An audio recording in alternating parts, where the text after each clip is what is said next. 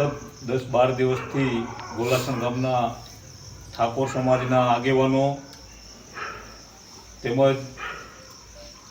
સરંબડાથી પણ પધારેલ ઠાકોર સમાજના આગેવાનો, પાંડાતીરથના સૌ ઠાકોર સમાજના આગેવાનો આપ સૌ ઉપસ્થિત થયા હો ત્યારે આપના ગામની ઠાકોર સમાજના આગેવાનોની વચ્ચે અમે એક વાત મૂકવા આવી. એ વાત એ છે કે સમાજની અંદર જે પ્રસંગો ઉજવાય છે એ પ્રસંગોની અંદર જે ખોટા રીત રિવાજ, વધારાના ખર્ચા ખૂબ જ થઈ રહ્યા છે. તો આજની મોંઘવારી પ્રમાણે ખરેખર અટકાવવા જોઈએ. આપણે ખરેખર અત્યારે જાગવાની જરૂર છે. જો આ વસ્તુ આપણે સમાજના આગેવાનો જો ધ્યાને નહીં લઈને તો આવનારો સમય ખરેખર આપણી માટે બહુ અઘરો આવશે. અઘરો એટલા માટે આવશે મિત્રો કે હાલના જે પ્રસંગો યોજવાય છે, દાખલા તરીકે એક તમને દાખલો દઉં કે લગ્નની અંદર આપણે આપણા દીકરાના જ્યારે લગ્ન કરતા હોય ત્યારે સામે પક્ષે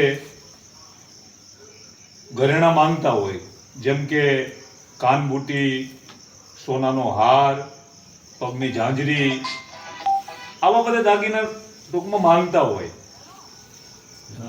તો આજકાલ તમે પણ જાણો અને હું પણ જાણું કે સોનાના ભાવ 1,35,40,000 પહોંચવા આવ્યા છે. અને સોનાના ભાવ ક્યાં અટકાય છે એનું કોઈ નક્કી જ નથી. તો આજે મેં તમને દાગીના કીધા, એ દાગીના કમસે કમ 4-4.5 લાખના તો ઓછામાં ઓછા થઈ જાય. તો બીજો ખર્ચો ક્યાં જાય? એમ બીજા પ્રસંગોની તો આપણે વાત કરીએ તો દેખાદેખી, બેઠી પાર્ટીઓ, ડીજે, વરરાજાની એન્ટ્રી, હલ્દી રસમ, આ બધું આ વડીલો બેઠા, ખરેખર તમે બધું આ જોયું હતું? તો આ બધું દેખાદેખીથી આપણી સમાજની અંદર થઈ રહ્યું હોય મિત્રો. આ બધું આપણે અટકાવવું જોઈએ. એમ અને છેલ્લા 12-13 દિવસથી મને મારા ગામની અંદર અમારે હવસી ભગતે આ મુદ્દો મૂક્યો, મને વાત કરી કે તમારા જેવા આગેવાનો આની અંદર જોડાય, આગેવાનો આવીને આની અંદર વાત કરે, જેથી કરી સમાજની અંદર આ વાત મૂકી અને સમાજની અંદર આ બધું અટકાવવા માટે સમાજની અંદર આપણે એક બંધારણ કરવું જોઈએ. જો આ બંધારણ નહીં કરીએ ને તો ખરેખર